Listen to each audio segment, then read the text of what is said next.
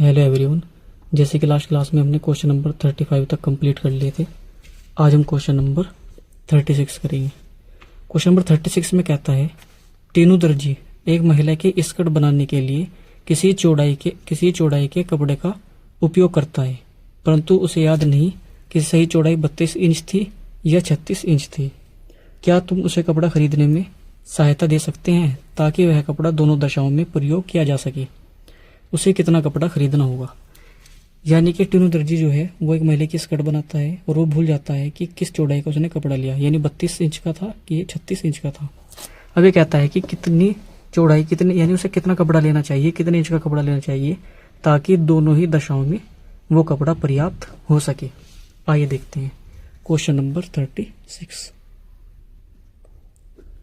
इसने कहा है कि 32 इंच भी हो सकता है, 36 इंच भी हो सकता है, ये पक्का नहीं पता उसे, है ना।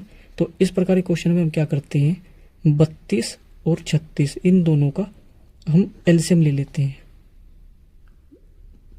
तो सबसे पहले इन दोनों का एलसीएम फाइंड करेंगे। तो देखिए क्या आता है, 32 को 36 को ऐसे लिखते हैं और ऐसे फैक्टर का मेथड बताया था। सबसे पहले हमको सबसे बड़ी संख्या देखेंगे जो दोनों को डिवाइड कर दे, वो क्या है, 4 है। 4 8 32, 4 9 36। अब 2 से इसको भाग करेंगे, 2 चौका 8, 9 एज इट इज रहेगा, 2 दूनी 4, 9 ऐसे ही रहेगा। अब यहाँ से देखिए ये तो अभाज्य संख्या आई गई यहाँ पर, है ना, ये 9 है। तो 9 को डिवाइड करेंगे, चलो 2 से कर लोगी तो 9 एज इट इज रहेगा। 3 1 3 3 9, ये हो जाएगा 1 1। इन सब की मल्टीप्लाई करेंगे, हो जाएगा 3 3 9, 9 दूनी 18, 18 दूनी 36, 36 दूनी 72, 72 चौका 72, 4 दैट इज 288, यानी कि 288 इंच आ जाएगा। यानी वो जो कपड़ा है जो उसे चाहिएगा वो कितने इंच का चाहिएगा, 288, यानी 288 इंच का कपड़ा चाहिएगा। ये बीसीए परीक्षा 2008 में आया हुआ क्वेश्चन है। नेक्स्ट क्वेश्चन देखते हैं, क्वेश्चन नंबर 37। क्वेश्चन नंबर 37 में क्या कहता है, क्वेश्चन नंबर 37 में कहता है 29 से बड़ी दो संख्याओं का महत्तम समापवर्तक 29 है तथा लघुत्तम समापवर्तक 4147 है। इन संख्याओं का योग क्या होगा? तो संख्याओं का योग पूछा है, तो सबसे पहले हमें यह मालूम करना होगा कि संख्याएं क्या होगी। तो क्वेश्चन में जो दिया है क्वेश्चन नंबर 37, 29 से बड़ी दो संख्याओं का में से 29 है, में से 29 है यानी महत्तम समापवर्तक 29 है। तो इसका मतलब जो संख्याएं होंगी वो किस फॉर्म में होगी, संख्याएं हो जाएगी। मान लिया कि वे संख्याएं क्या है, जब में से 29 है तो इसका मतलब 29 के मल्टीपल में होगी, यानी 29 की गुणज होगी। तो मान लिया वो संख्या क्या है, एक तो 29 ए है और दूसरी 29 बी, यानी 29 बी है। ये दो संख्याएं हैं, इन दोनों का जब हम में से फाइंड करेंगे तो में से क्या हो जाएगा, आप देख सकते हैं जो दोनों में कॉमन हो, यानी कि 29, ये तो में से हो जाएगा। और ले से जो आएगा, इसका ले से मैंने बताया था पहले जब क्वेश्चन कराया था मैंने इस टाइप का, उसमें क्या होता है, सबसे पहले हम जो कॉमन है उन्हें ले लेते हैं ना, यानी 29, और जो दोनों बाकी संख्याएं हैं जैसे ए और बी है इनकी गुना, यानी इनका प्रोडक्ट ले लेते हैं। ये होता है एलसीएम के बराबर। यहाँ पर ए और बी कैसी संख्याएं होती है, ये दोनों संख्याएं अभाज्य होती है, ए और बी दोनों अभाज्य संख्याएं होती है, याद रखना है।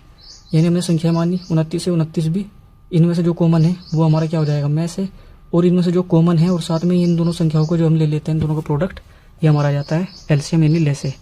आइए क्वेश्चन में देखते हैं क्या कह रहा है। ये कह रहा है कि इनका ले से 4147 है, हमारा तो ये आया लेकिन क्वेश्चन में दे रखा है 4147। तो हम क्या करेंगे, 29 ए बी को बराबर रख देंगे किसके, 4147 के। यहाँ से ए बी की वैल्यू आ जाएगी 4147 को डिवाइड कर देंगे 29 से, ये डिवाइड हो जाएगा 143 टाइम्स, यानी कि ए बी की वैल्यू आ जाएगी यहाँ पर 143। यानी ए और बी ऐसी दो संख्याएं हमें यहाँ देखनी है, ऐसी दो अभाज्य संख्याएं हमें यहाँ पर ढूंढनी है जिनकी गुना करके 143 आ जाए, यानी 143। वो क्या हो सकती है, वो हो सकती है एक तो 11 और एक 13, दोनों की गुना करेंगे तो क्या आएगा, 143 आ जाएगा। इसका मतलब ए कितना है, 11 है, और बी कितना है, 13 है। तो ए और बी की वैल्यू हमारे पास यहाँ से आ गई, ए की वैल्यू है हमारे पास 11 और बी की वैल्यू हमारे पास 13 आई। अब संख्याएं क्या आ जाएगी, 29 ए, यानी कि संख्याएं हमारे पास आ जाएगी 29 ए, लेकिन ए किसके बराबर है, 11 के, तो 29 गुना 11 में करेंगे, 11 9 99, 11 दूनी 22, यानी कि 319 हो जाएगी। इसी प्रकार दूसरी संख्या है 29b, तो दूसरी हो जाएगी 29b यानी 29b, that is 29 multiply b की वैल्यू है 13, इसकी मल्टीप्लाई में करेंगे 13 9 117, 11 13 दूनी 26, ये 37, ये हो जाएगी। इसने कहा कि ये दोनों संख्याएं जो आई, इन दोनों का योग पूछा है क्वेश्चन के अंदर, इन दोनों संख्याओं का योग कितना होगा। तो योग कितना हो जाएगा, दोनों को ऐड कर दो, ये 16 9 696 आ जाएगा, यानी ऑप्शन बी सही हो जाएगा। ये क्वेश्चन एसएससी की परीक्षा में आया हुआ है 2009 में।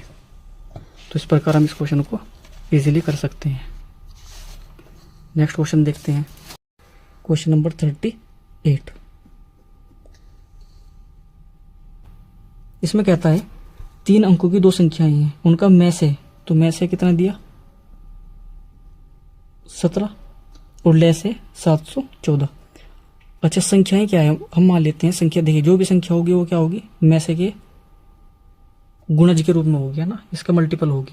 तो मान ली संख्या क्या है, एक तो संख्या क्या हो जाएगी इससे, मान लिया 17a है और दूसरी 17b है। यहाँ से मैस है तो कितना आ जाएगा, जो दोनों में कॉमन यानी कि 17 आ जाएगा। लेकिन एलसीएम क्या आएगा इन दोनों का, जो दोनों में कॉमन है यानी 17 और साथ में जो 2 संख्या अभाज्य संख्या है ए और बी, इन दोनों का प्रोडक्ट, ये किसके बराबर आ जाएगा, ये लेस आ जाएगा। लेकिन लेस क्वेश्चन में दिया कितना है, ये कह रहा है कि 17ab जो है ये बराबर किसके है, क्वेश्चन में एलसीएम दे रखा है 714, तो ये बराबर 714 के लिखेंगे। यहाँ से ए बी की वैल्यू आ जाएगी इज इक्वल टू 714 को डिवाइड कर देंगे 17 से, इज इक्वल टू 17 चौक 68, 17 दूनी 34, यानी 42 आ जाएगा। अब यहाँ से देखिए 42 के ऐसे 2 फैक्टर करने हैं जिनके मल्टीप्लाई करके क्या आ जाए 42 आ जाए, और दोनों कैसे होने चाहिए, अभाज्य। तो सबसे पहले काम कीजिए, इसके फैक्टर कर लो। इसके फैक्टर क्या आ जाएंगे, 2 मल्टीप्लाई 3 मल्टीप्लाई 7, ये आ जाएगा।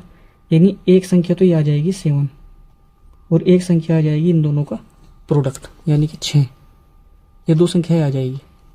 यानी ए की वैल्यू हम क्या ले लेंगे यहाँ से, 2 3 6, यानी ए इक्वल टू हम 6 ले लेंगे और बी इक्वल टू यहाँ से 7 ले लेंगे, क्योंकि देखिए ये भी अभाज्य ये भी अभाज्य है ना।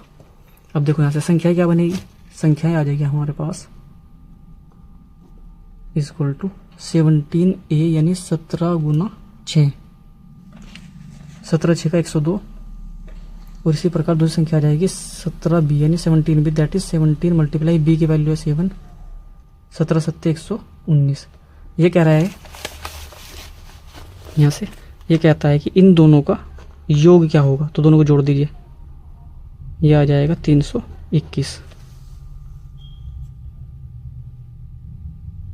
सॉरी 221, ये 221 आ जाएगा, है ना, यानी ऑप्शन सी सही हो जाएगा। नेक्स्ट क्वेश्चन देखते हैं। नेक्स्ट क्वेश्चन में कहता है क्वेश्चन नंबर 39, 306 तथा 657 का महत्तम समापवर्तक 9 है, लघुत्तम समापवर्तक क्या होगा। क्वेश्चन नंबर 39, संख्या दे रखी है ना, एक तो संख्या क्या है 306 और दूसरी संख्या हमारे पास 657 है। साथ में क्या दे रखा है, दोनों का मैसे भी दिया हुआ है। जब भी ऐसा हो, मैंने बताया था कि मैसे दिया हो दोनों संख्याएं दी हुई हो, तो संख्याओं के गुणनफल को मैसे से भाग कर दो, क्या आ जाएगा, लेस आ जाएगा।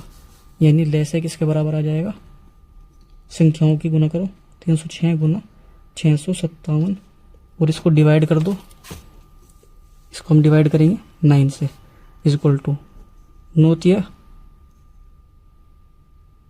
27, 9 चौक 36, है ना।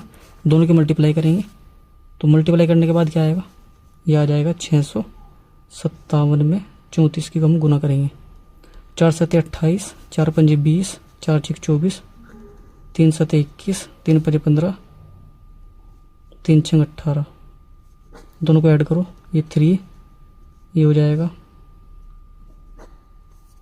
यानी कि 22,338, ऑप्शन पहले ही सही हो जाएगा।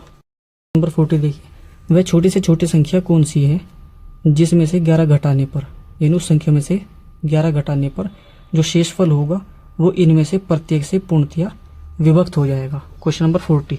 तो इस प्रकार क्वेश्चन में क्या क्या क्या करना होता है, सबसे पहले हम क्या करते हैं, वह छोटी से छोटी संख्या, तो इसका मतलब ये जितनी भी संख्या दी हुई है इन सबको हम सबसे पहले एलसीएम फाइंड कर लेंगे। जो एलसीएम आएगा यानी लैसा आएगा, इसने कहा ये घटाने पर इसको हम उसे जोड़ देंगे, क्योंकि ये कब बचेगा, शेष कब बचेगा, जब ज़्यादा होगा। यानी क्वेश्चन नंबर 40 देखिए, क्वेश्चन नंबर 40 में हम क्या करते हैं, सबसे पहले एलसीएम फाइंड कर लेते हैं किसका, 14, 15,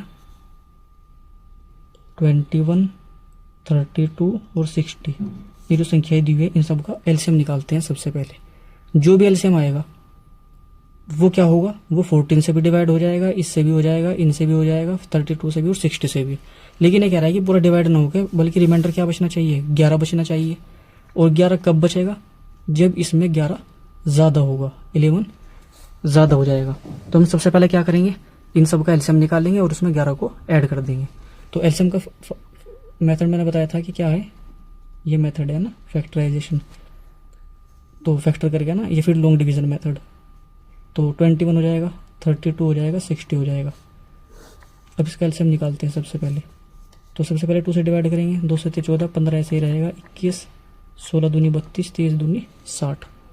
इनको डिवाइड करेंगे, 2 से 7 ऐसे ही रहेगा एज इट इज़, 15, 21, ये 8 टाइम्स हो जाएगा, ये 15। अब इसको डिवाइड करेंगे, 2 से डिवाइड करेंगे, 7, 15, 21, 4, 15। इसको डिवाइड करेंगे 2 से, 7 ऐसे ही रहेगा, 15, 21, 2, 15। अब इनको डिवाइड करते हैं, ये किससे डिवाइड होगा, फिर 2 से डिवाइड होगा, 15 ऐसे रहेगा, 21, 1, 15। इनको डिवाइड करते हैं, 3 से डिवाइड करेंगे, 7 ऐसे रहेगा, 5, 7, 1, 5। 5 से डिवाइड करेंगे, 7, 1, 7, 1, 1। लास्ट में किससे डिवाइड होगा, 7 से, यानी कि ये आ जाएगा 2 दूनी 4, दूनी 8, दूनी 16, दूनी 32, 32 तो ये हो जाएगा, गुना 7 पंजे 35, 35 दिया 105, 105 ये हो जाएगा। दोनों की गुना करेंगे, ये मल्टीप्लाई करके क्या आ जाएगा, ये हो जाएगा, यहाँ पे कर लेते हैं ना, 105 में 32 की मल्टीप्लाई, ये हो जाएगा 215, ये हो जाएगा 210, 315, ये हो जाएगा 0, 33, 60, ये आ जाएगा एलसीएम। इसमें क्या करना है, 11 को ऐड करेंगे, तो 11 को ऐड करने के बाद आ जाएगा 33, 71, यानी ऑप्शन सी सही हो जाएगा। यानी ये वो संख्या होगी जिसको इन सभी से भाग करने पर शेषफल प्रत्येक दशा में 11 बचे जाएगा। उम्मीद है क्वेश्चन में समझ में आया होगा। आइए नेक्स्ट क्वेश्चन देखते हैं। क्वेश्चन नंबर 41 देखिए, 6 घंटियां हैं, एक साथ बजनी प्रारंभ होती है। यदि ये घंटियां क्रमशः 2, 4, 6, 8, 10, 12 सेकंड के अंतराल से बजे तो 30 मिनट में कितनी बार ये इकट्ठा बजेगी। यानी कि 6 घंटियां हैं, एक साथ बजनी शुरू होती है, और ये क्या ये कहता है फिर ये घंटियां क्रमशः इतनी सेकंड के अंतराल में बजती है। तो सबसे पहले हम क्या करेंगे, इन सभी का एलसीएम निकालेंगे, है ना, इन सब का एलसीएम फाइंड करेंगे। ये कह रहा है कि 30 मिनट में कितनी बार ये एक साथ बजेगी। तो क्वेश्चन नंबर 41 देखिए, यानी एलसीएम फाइंड करेंगे सबसे पहले। लेस है किसका, 2, 4, 6, 8, 10 और 12, इन सब का एलसीएम क्या आ जाएगा। सबसे पहले हम ये फाइंड करते हैं, तो इनको एक साथ लेंगे, 2, 4, 6, 8, 10, 12। तो सबसे पहले कौन सी सबसे बड़ी संख्या जो सबको डिवाइड करेगी, वो 2 है, ये 2 हो जाएगा, 3, 4, 5, 6। फिर से इसको 2 को डिवाइड से 2 से इसको डिवाइड करेंगे, 1, 1, 3, 2, 5, 3। 2 से डिवाइड करेंगे, 1, 1, 3, 1, 5, 3। अब 3 से डिवाइड करेंगे, 1, 1, 1, 1, 5, 1। अब इसको 5 से डिवाइड करेंगे, सब 1 आ जाएगा। 5 × 15 दूनी 30, दूनी 60, 60 दूनी 120, यानी कि एलसीएम आ जाएगा 120 सेकंड। यानी 120 सेकंड के बाद ये क्या होती है, एक साथ बजनी शुरू हो जाती है। ये कहिए इज इक्वल टू, इसने कहा 2 मिनट, इसको मिनट में बदलेंगे तो 120 को 60 से डिवाइड करेंगे, ये आ जाएगा 2 मिनट। यानी 2 मिनट के बाद क्या होता है, दोबारा एक साथ बजती है। ये कह रहा है कि 30 मिनट में कितनी बार बजेगी, है ना।